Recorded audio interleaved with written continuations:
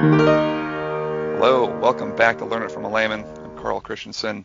I'm back with Tim and Matt, and we are today joined by Dr. Connor Harper, who is joining us from close to where he just finished his doctorate. I assume you're up in the Bay Area still, Connor, at UC Berkeley? That's correct, yes. Yeah, so just finished your doctorate in, is it physical chemistry? What is your actual, what is the title on your doctorate? So yeah, the program is physical chemistry. Yeah, although, yeah, that's a broad area to be sure. Still. Yeah, I'm sure. There's always a lot covered there, but we'll talk a little bit about, I think, more of your specialty today as a subject of the podcast. But yeah, you've got a doctorate from UC Berkeley are you starting postdoc work there? Is that what you're doing, Connor? Yes, that's correct. I've stayed on as a postdoc in the same laboratory. Okay, awesome. Well, we're happy to have you on today, Dr. Harper. And of those of all right, you can dispense with it.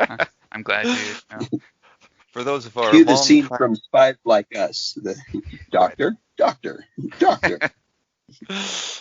For those longtime listeners of our podcast, about a year ago, we had on another Dr. Harper, and they are related, though Connor doesn't claim relation, I think, anymore. Yeah, no, we're estranged. Right. So anyway, lots of good Harper knowledge coming to bear in this podcast. So today we're going to be talking about mass spectrometry, which Connor's got quite a fair amount of research done in that area. So he's going to be walking us through what exactly mass spectrometry is. So once again, this is a layman, Learn It from a Layman podcast. So Connor, if you could just kind of very simply introduce the topic, and then we can work towards kind of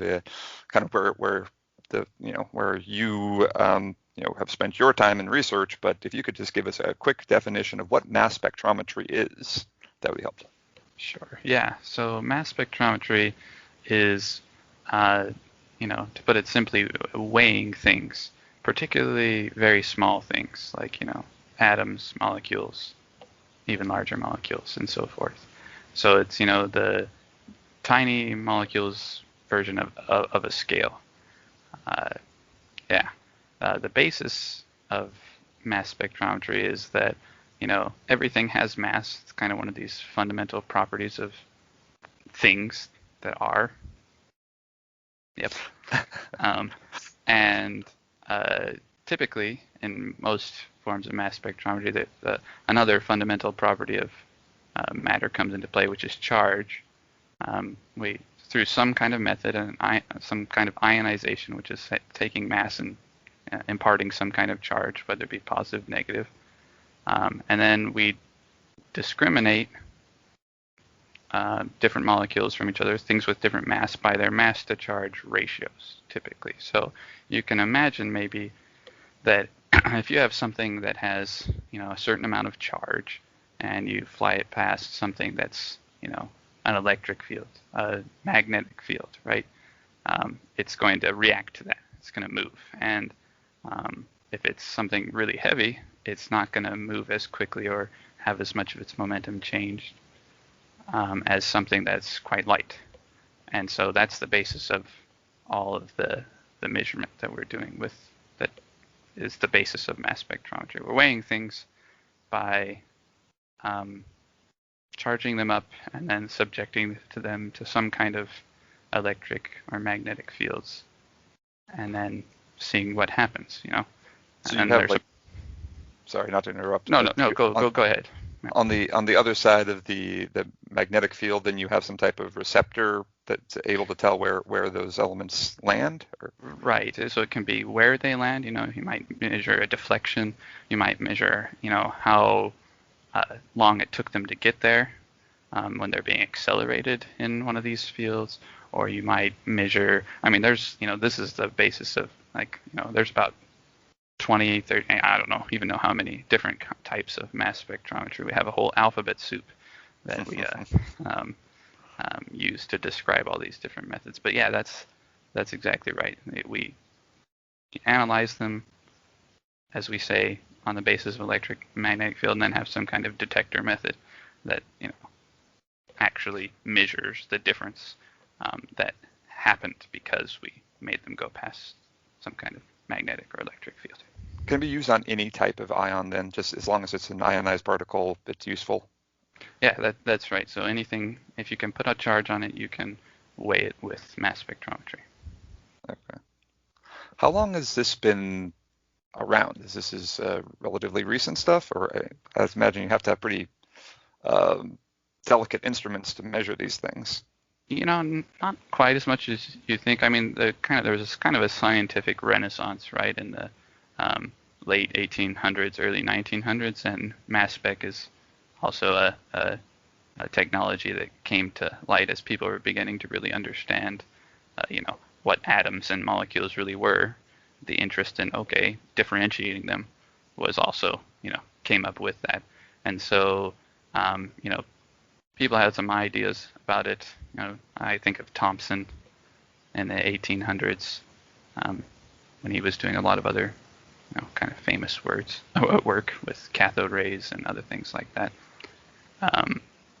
And then in the early 1900s, more and more techniques were developed, and then one of very famous and one particular type of mass spectrometer called a magnetic sector mass spectrometer was developed as part of the Manhattan Project for separating uranium isotopes, because that's important for got to get that U-235, not that U-238. So. Right. For our non-layman listeners, or for our layman listeners, U-235 is the one that explodes. Yes, that's the one you make the big bombs out of. And U-238 is still quite useful, honestly. But yeah, use it for like centerpiece on your table. Anything you want to be really heavy. Nice heavy stuff. It's a bulky table. Paperweight? But yeah, and then more and more methods as our understanding of magnetic and electric fields and how to manipulate them has become more and more sophisticated over the years. There's always, a new set of mass spectrometry measurements and instruments that really come as a result. And, a couple of people won some Nobel Prizes for it even in 1990. A Nobel Prize for work done in 1990.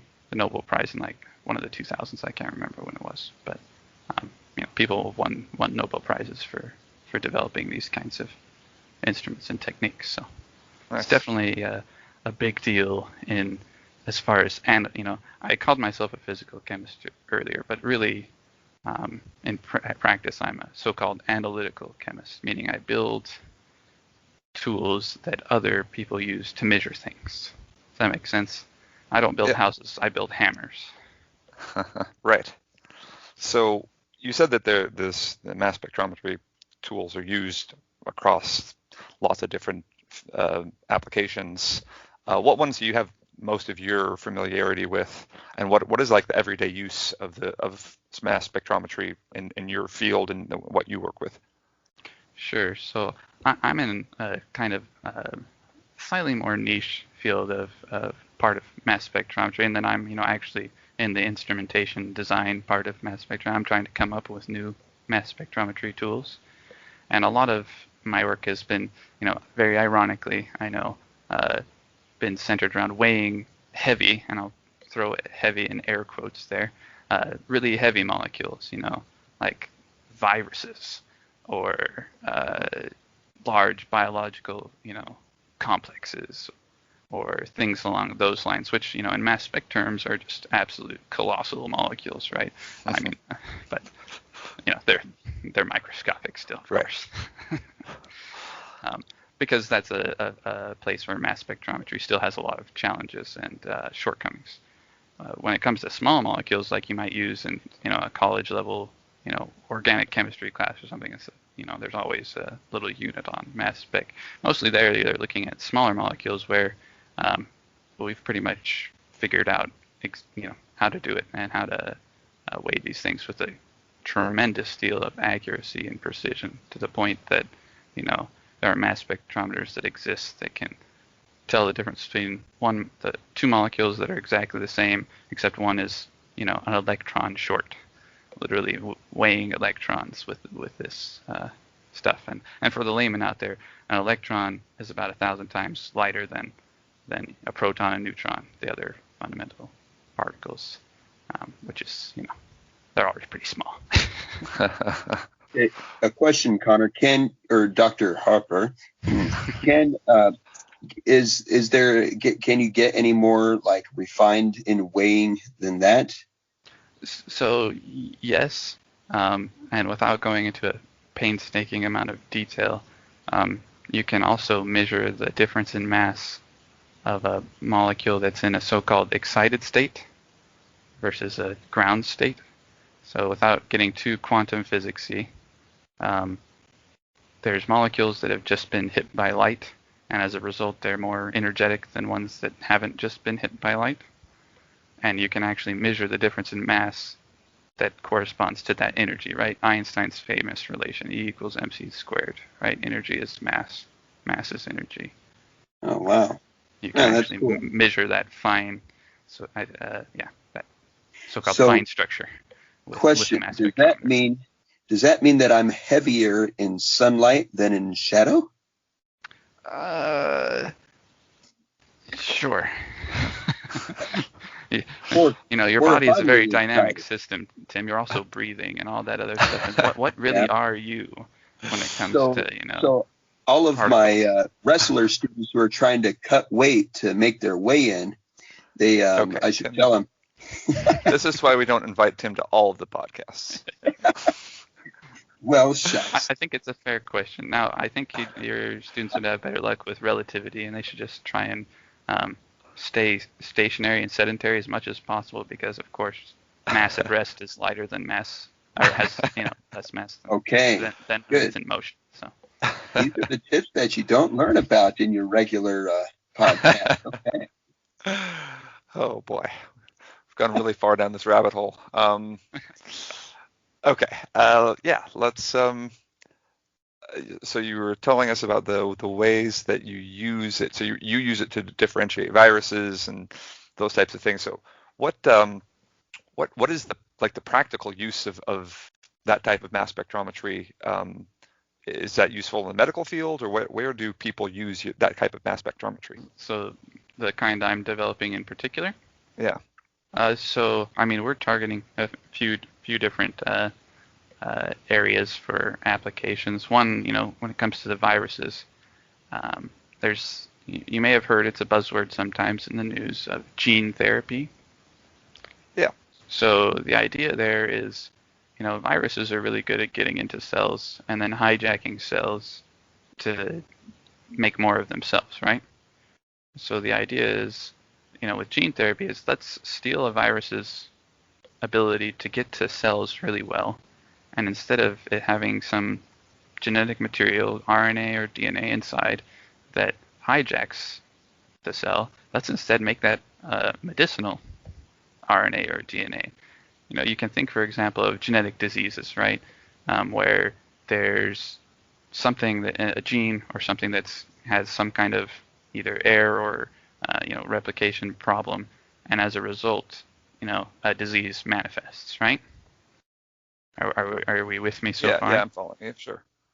And so now imagine if you could send in a virus that could hijack your cell and teach it to not have that particular, defective DNA sequence, that gene, and instead just put in, something that works. And what have you accomplished? Well, you've cured the disease at the most fundamental level, right? It's no longer a disease anymore because your cells and DNA no longer have that in their kind of genome anymore. You don't have the ability to manifest the disease because, frankly, the code isn't there anymore. Sure. So there's a lot of applications of these, and that's one example. These gene therapies, there's a few different ways they're actually being attempted to being used and are being used. There's a few diseases that have actually been cured at this point. It's kind of a burgeoning field right now. It's got a lot of hype behind it. So I'm missing the link, maybe. Okay, yeah. So now let me get to the link. So now imagine you're the person that's, taken these viruses and are trying to put the genetic material in. Well, before you can give anything to a person, you have to test the crap out of it, right? Yeah. Yes. And so you're trying a whole bunch of different variables, and you want, at the end of the day, to get something that's very reliable, right? So that when you're, making your initial set of these gene therapy, virus particles containing medicine, you need them to be pure. You need to make sure that there's nothing else weird going on. And so you come to me with my special mass spectrometer that's good at measuring these really heavy things, and I quantify that for you. You give me a sample, and I say, oh, yeah, 2/3 of your particles are empty and safe and inert, and 1/3 of them actually have the right cargo inside. So, yeah, you did a good job with your synthesis, whatever you want to call it, your culture of these viruses. Or I can come back to you and say, wow, you've got a lot of other junk floating around in here. It looks like your RNA or DNA that you're trying to use as a medicine didn't get incorporated in there, and so you're in trouble. This sample's not going to work for you. So it's a tool, like I said. It allows people to characterize their work and their different variables that they're trying to change, and it allows them to do them really quickly because mass spectrometry in general is fast. Right. So what are the challenges you run into? You mentioned that when you're doing larger, molecules or viruses or whatever, you run into some issues that you don't run into with smaller ion mass spectrometry. What do you have to deal with in those cases? Sure. So the biggest thing is that big molecules, which I know is an oxymoron, are naturally rather heterogeneous. So they're not all exactly the same, right? Whereas if I think of my oxygen molecule in the air, right? It's O2, and it's O2 every single time, and it weighs exactly a certain amount, and that's always true, right? But now I have this big complex, virus, right, with millions, or maybe hundreds of thousands anyways, of individual atoms, right? The chance that all of those have come together in exactly the same way, and it's zero pretty much. Every single one of them is going to be a little different. There's isotopes. There's just slightly different protein modifications. There's a lot of stuff that starts going on. Every virus is like a snowflake. Yeah, to some extent. Yeah. Okay. And the thing is, then I told you at the beginning that we try and measure everything on the basis of this mass to charge ratio, right? Yeah.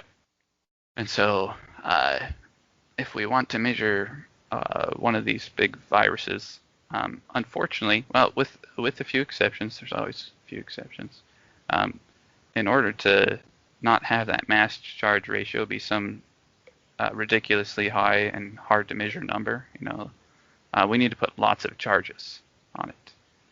So say I have something that weighs 1 million mass units, just to throw out a nice big number there.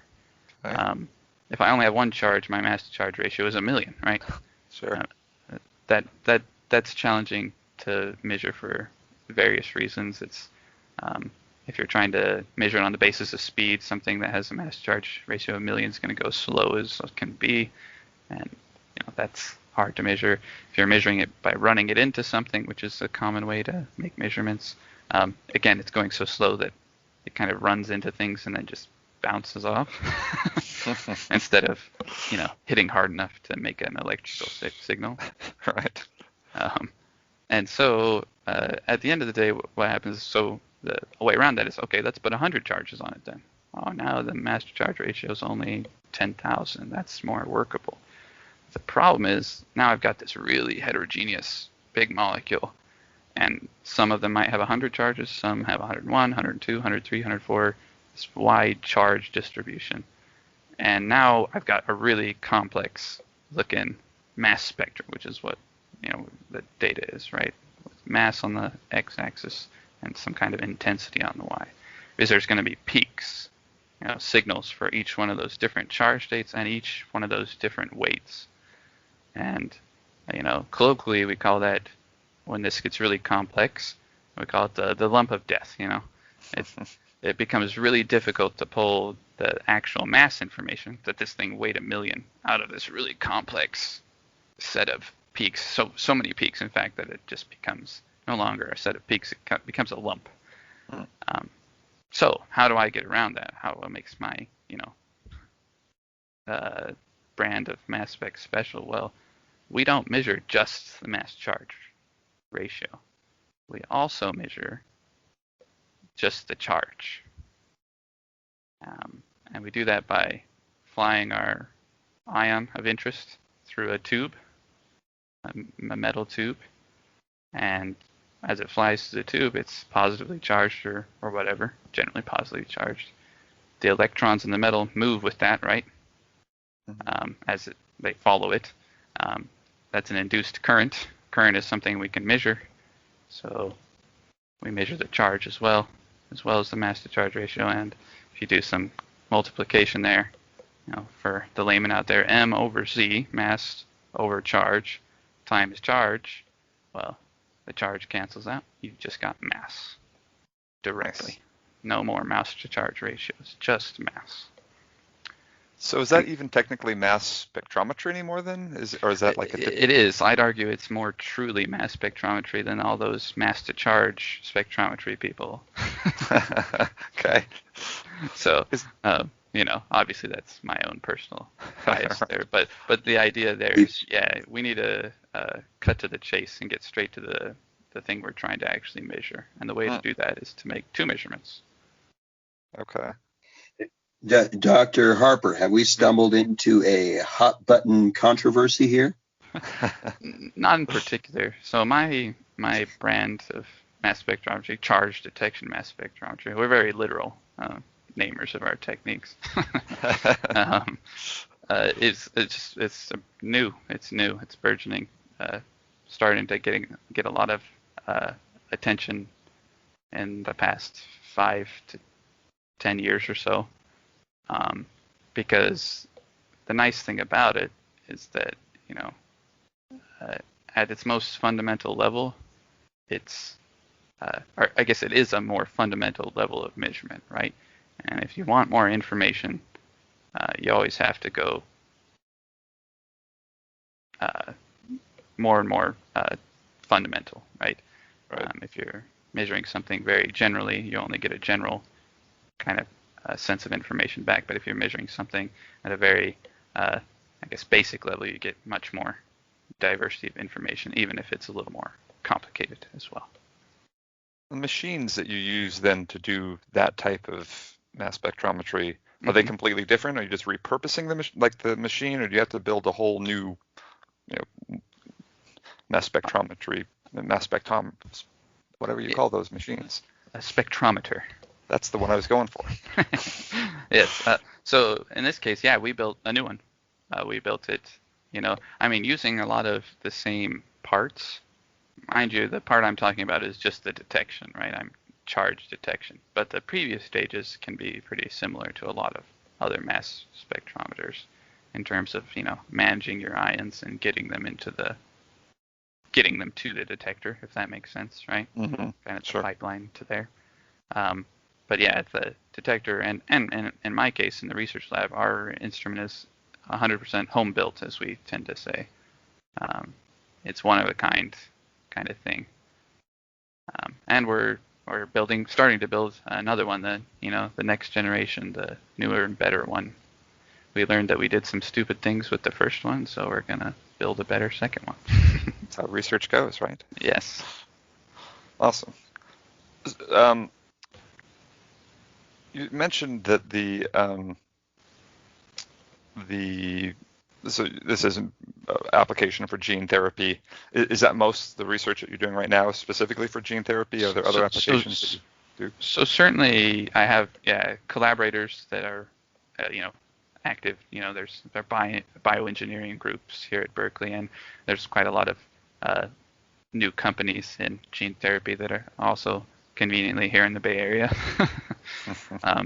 that we're working with and starting to work with. But there's other people. People study viruses for reasons other than gene therapy. We have collaboration going with a a biochemistry group here who's just studying viruses and virus packaging, I guess you could call it, the capsids they're called, for other applications. And also, just to totally go away from the bio applications, although those are probably the, dare I say, most potentially game-changing. Sure. There's also things like, nanoparticles. You probably have heard in the news, like buzzwords like, ooh, carbon nanotubes, and, I don't know, nano this, nano that. Everyone wants to talk about nano, right? Well, nano is right in that size window that my instrument is effective at measuring. So say I have some sample from, one of the groups doing nanoparticles here at Berkeley, and they want to know, hey, we tried to make these, but we want to know kind of the distribution of sizes of these things. What's the smallest one we got? What's the biggest one we got? What's the average? And I can run a sample of that on my mass spectrometer and characterize that for them. All your average ones, 20 nanometers across, based on its weight. And your smallest one's 10 nanometers, and your biggest one's 100, something like that. So there are other applications, certainly, even if the biological ones are probably the largest, just because people care about health and medicine, as it turns out. So. and you might imagine in the current pandemic, the emphasis on virus research and virus characterization is, at an all-time high. Yeah, for sure. Okay, so mass spectrometry in your area is obviously growing and pushing new boundaries. In the purely physical, purely chemical area, you said that we've got it pretty well nailed down. We can measure missing electrons and things like that. Is there any research in that area that you're aware of that is taking things to a new level, or what's the state of the art there in the just measuring simple ions? Sure. So there's still a lot of I said we've got it pretty well nailed down, but that's if you're doing one thing at a time, right? But say you're some oil baron or whatever, and you want to measure the kind of profile of hydrocarbons in your crude oil, right? Because that has a lot of impact in terms of what can you make out of it, right? What kind of fractions are you going to get? What kind of what price can you ask for it, right? Sure. So if you got so mass spectrometry, there's still a lot of use there where some of these really high resolution, very precise mass spectrometers that are pushing how many compounds can we simultaneously characterize using mass spec, and 10, 20,000 simultaneous characterization of all the little different hydrocarbons. And for the layman out there, hydrocarbons, right, are just carbon chains with hydrogen hanging off in various ways, and that's the basis of fuels, plastics, oil, a lot of things. Okay. So along those lines, then, I guess I don't even necessarily have a good idea of how big a mass spectrometer would be and how widespread they are. Would any lab have a mass spectrometer, or is that something very specialized to specific rich companies? No, it's a great question. So there's all sorts of flavors of mass spectrometers, and the answer is, to kind of give you an idea, this is a multi-billion-dollar industry of mass spectrometer sales and commercial mass spectrometers. There's 4 or 5 billion, giant companies that make their living just building and selling mass spectrometers of various types. Okay. Because pretty much every kind of laboratory, be it in both in biology or in chemistry, there's going to be at least I'll call it a cheap being only the price of a car level mass spectrometer, a benchtop one, where they're generally called. everywhere. And, any kind of factory, if you're doing quality control or doing, any kind of characterization of something that they're making, the mass spectrometer is just the gold standard as far as that's concerned. And so they probably have a few of them lying around, if you will. So, you've probably even seen one at the airport and you didn't know it. When the guy at the security line holds you up and says, "Oh, sorry, you had something suspicious in your bags," and then he swabs your luggage or whatever, and he puts it in a little machine. Oh yeah, sure. That's an ion mobility mass spectrometer, no doubt. And then he's looking for, signals, or the program is looking for signals corresponding to, explosives or other dangerous substances, right? And then when it turns out it's just M&Ms, he's like, all right, go on with your day. The right ionized form of M&Ms, right? You want M&Ms, what is it, 280? Yes, that's right. You need the proper isotopes, yeah. Isotope, that's what it is. The mass spectrometer that you built, in your custom one that you built for yourself, is that a different size on a different scale than the ones that you buy, these Walmart variety, I guess? Sure. Yeah, we'll call the 5-figure ones Walmart variety. No, so yeah, mine. To be fair, another advantage of this charge detection mass spectrometry method that we're kind of building up in my research lab and in a couple other laboratories around the country and across the world, I guess I should say, is that they don't require a colossal amount of really precise machining or expensive electronics. So they're like low 6 figures. For example, we're building the next generation one. I submitted a purchase order for most of the parts just the other day, actually, and it was a little more than $100,000. That's pocket change. You're telling me it's low odds that we can start selling your mass spectrometers as Learn It from a Layman merchandise? Yeah. I have to mark it up, so it's going to be $300K a pop. But but to be fair, get them today. Some of these really high performance, high throughput, mass spectrometers that have a lot of applications in other parts of biology, looking at proteins or peptides or things like this, right? They're $1 million machines.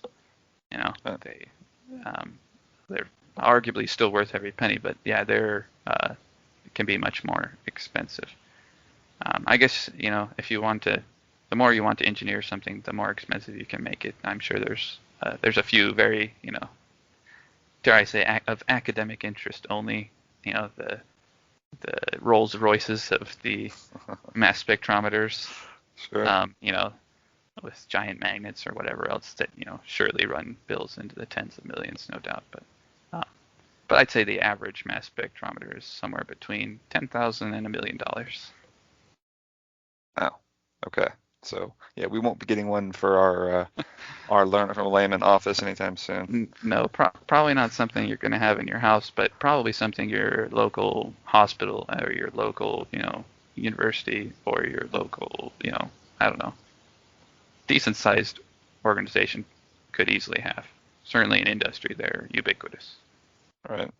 How long does it take for, you said you're building a new one after you found out the issues with the last one. What's the time frame? What's the process for getting a new mass spectrometer built and working? So with a home built mass spectrometer, it's it's a little bit of a do it at your own pace kind of thing, because you're building a prototype, right? And so you want to make sure that you build it right. And so a lot of time is spent in kind of the design stage where you're trying to decide, okay, what do I need to have in this piece of equipment in order to accomplish my ultimate goal in weighing something.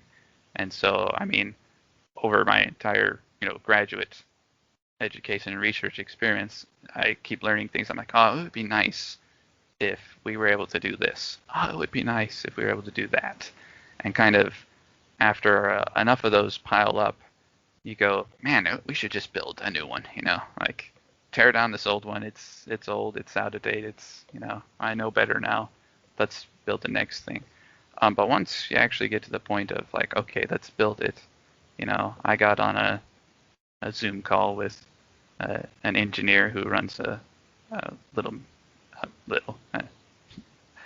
mass spectrometry kind of engineering company. He builds a lot of parts, right? Custom stuff. And, we sat down and over the course of a month or two, meetings, just hashed out the design in more exacting detail. And then finally, now submitted the money. He's getting the purchase order.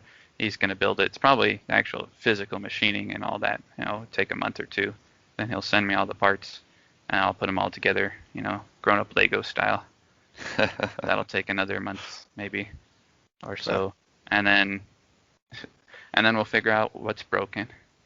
We'll troubleshoot, and then eventually we'll get it up and running. And so that's kind of the okay. So we're not talking timeline-wise goes. It's not like something that is some huge, giant, and super sophisticated and sensitive. I mean, it is to some extent, but it's not like a nuclear reactor type of situation. Right. It's not the proton collider in right. Germany or whatever with all that fancy alignment stuff going on. Yes. So. Okay.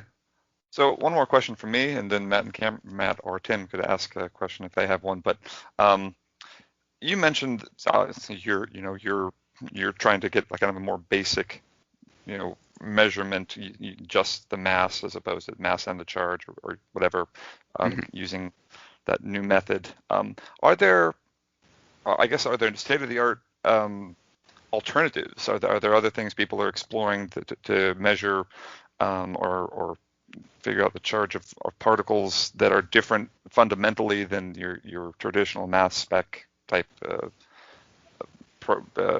machine? Sure.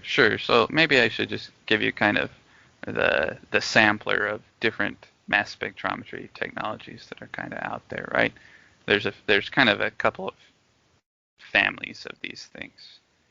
So for small molecules, it's really easy to just give a small molecule one charge. You just slam it with an electron, and now it's got a charge. So for those, the preferred kind of analyzers, we like to call them, the thing that actually differentiates things on the basis of their mass, they use something called a quadrupole, which is just 4 metal rods that are given a kind of an RF radio signal that makes them make a particular kind of magnetic field electric field that discriminates on the basis of mass. And I'm not going to go into the details in that because, frankly, I'm not even that. There's some heavy-duty physics and math going on there. Okay. So that's the analyzer of choice for small stuff. For bigger stuff, there's kind of two options. There's frequency-based measurements. So you make an ion, oscillate in some way, and then measure that frequency, and that frequency is usually related to the mass somehow. Or you can use a so-called time of flight, where you measure how long something takes to travel a certain distance under a certain acceleration. So you might imagine, a semi-truck, pushed by me, you, and Matt and Tim, is going to start, move a lot slower than some, a Volkswagen Beetle pushed by the same 4 people, right? Sure. And so by measuring how long, at the time of arrival of these different sized particles, you get the mass measurement. So it's just a timing. That's how you figure out how heavy something is, how long they take to arrive. All of these different methods kind of have their own pros and cons.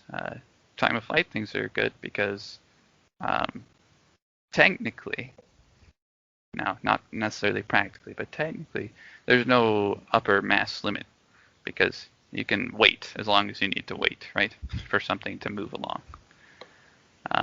whereas frequency-based stuff, if your thing has such a slow frequency that takes you hours to make the measurement, then you kind of well, that doesn't work out so well. But the frequency ones are often higher resolution, meaning they can differentiate two very similar things with more, with a greater level of precision than you could maybe necessarily do with a TOF. Although both methods can be quite high resolution, depending on how much engineering you put into the instrument. Okay. So I don't know if I answered your question. Yeah, I think that is a good answer. So it's just essentially there are multiple methods, and I'm sure there's research essentially into all of them as far as different ways to measure the different variety of molecule or ion that you have that you're trying to measure, and they're all quite different from each other. Right. So, for example, here at Berkeley, we have a mass spectrometry facility. There's about 7 or 8 different mass spectrometers in there, each that have kind of their own little forte, the thing that they're best at. And so somebody, it's actually a user facility, so a lot of the bio people, submit samples and say, I want to characterize this. And some of the staff there, who of course we have a working relationship with as well because they're fellow mass spectrometer people, we'll take that and be like, okay, it's this kind of small molecule. This is probably the best way to get the answer that you're looking for. Or, oh, this is some big protein. Okay, we should probably use this instrument. It's better suited to that kind of analysis. And so mass spectrometry is, it's one field, but it's, it's many different techniques within it. Got it. Cool. Matt or Tim, do you have anything for Connor or Dr. Harper, depending on how you're related to him? Here's one question. What does it look like? So, and what I mean is when you have something you want to measure, do you get like a jar of it and you scoop some out, you put it in something, describe that whole process and what it actually looks like? Sure. So, as always, it depends, but if it's some small molecule, you might, just take a syringe full of it if it's a, liquid or dissolved in a liquid, as it often is the case, and you'll, inject it into the front end of your instrument, if you will, the tiny hole, and go that way. For bigger molecules, and this is actually, I mentioned a Nobel Prize one in mass spec back in the day. What the guy by the name of John Fenn won the Nobel Prize for is that he pioneered this method called Electro Spray, which sounds pretty cool, and it is pretty cool, where he takes a solution that has the thing he wants to look at. So sometimes big old heavy molecules, proteins, they're made up of tens of thousands of atoms, right? Things that don't like to be a gas, right? I mean, things that are really heavy don't like to float around in the air, but ultimately in mass spectrometry, everything we measure is in a gas phase. So what he did was he put them in a little thin capillary, little tiny tube. He put a big old electric field between that capillary and the front end of his instrument. And what happened was what's called Electrospray. There's a balance between surface tension of water, which you've seen before, right? How water beads up on surfaces, right? Makes little droplets. Mm-hmm. Versus this pull of this electric field. And so what it does is it pulls the droplet into this little point and makes really, really tiny, tiny droplets that still have the thing you're interested in inside. And then those droplets, as they fly through the air and get hot through, either intentional heating or just running into background gas, eventually all that water evaporates off, and suddenly you're left with the thing you wanted left behind in the gas, and then you can measure it in your mass spectrometer.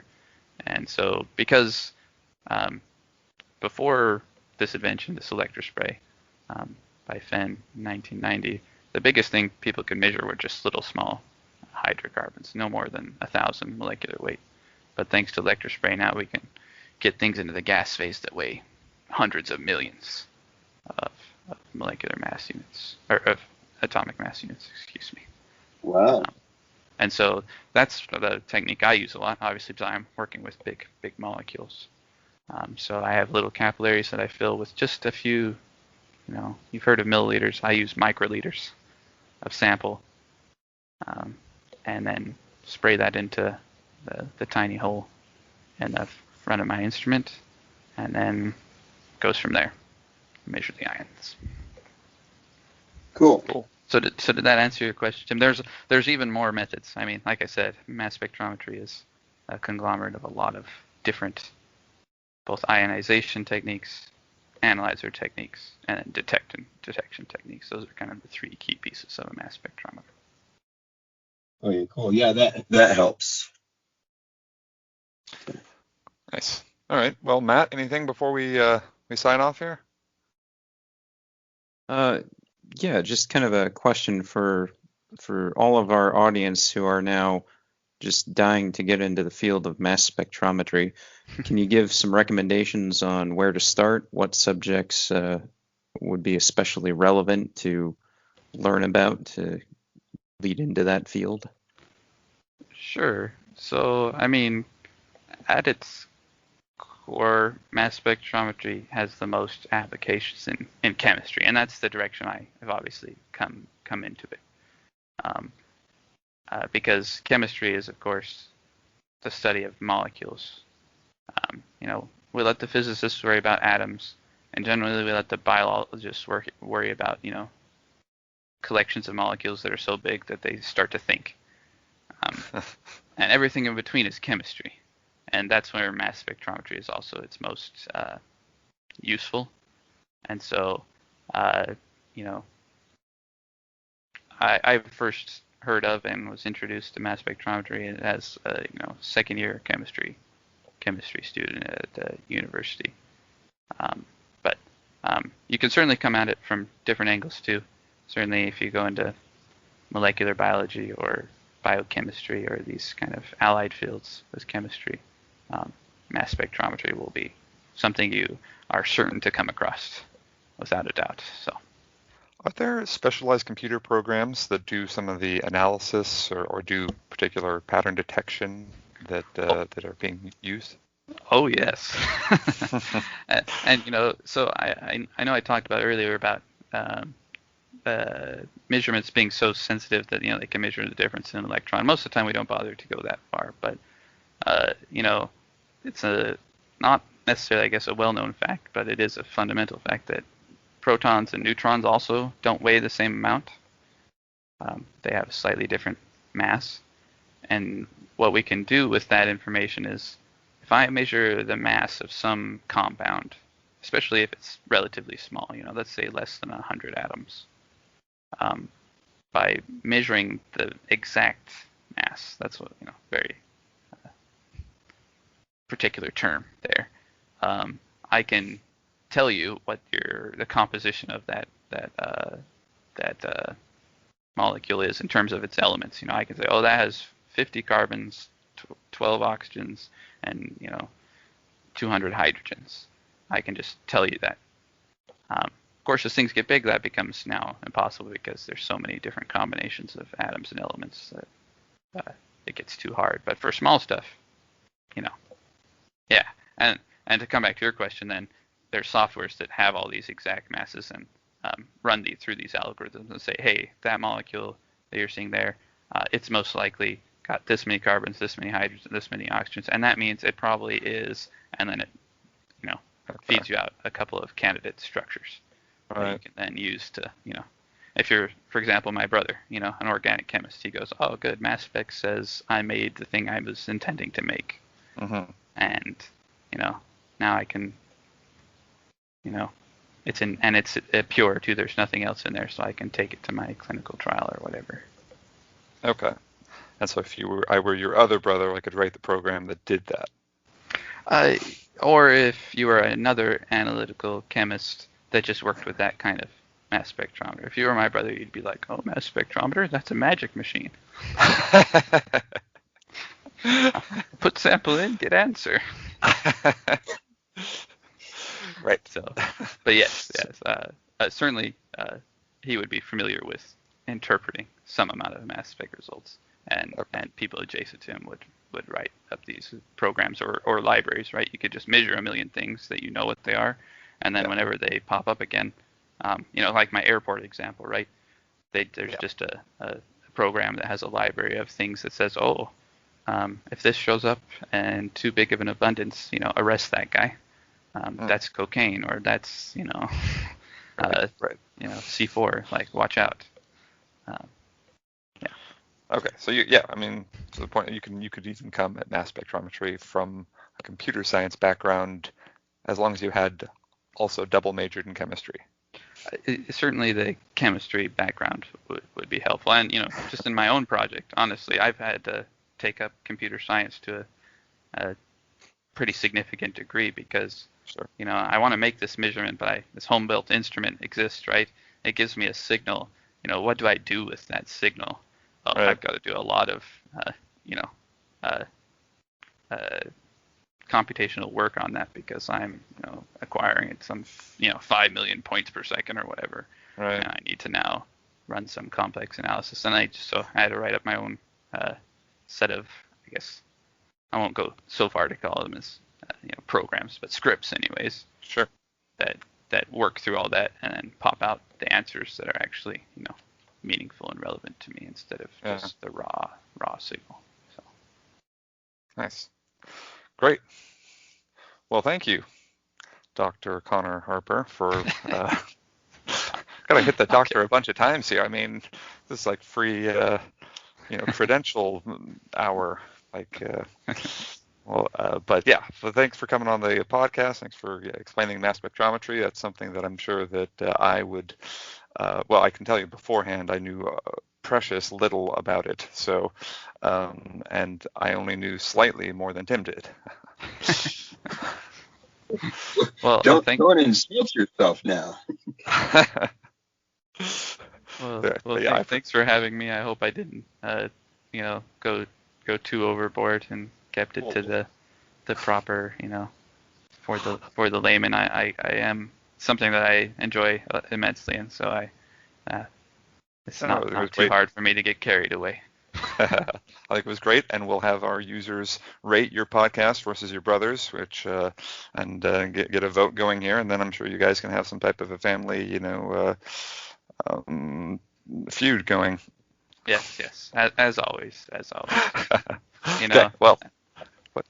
And before we sign off, just a quick promotion for all of our listeners.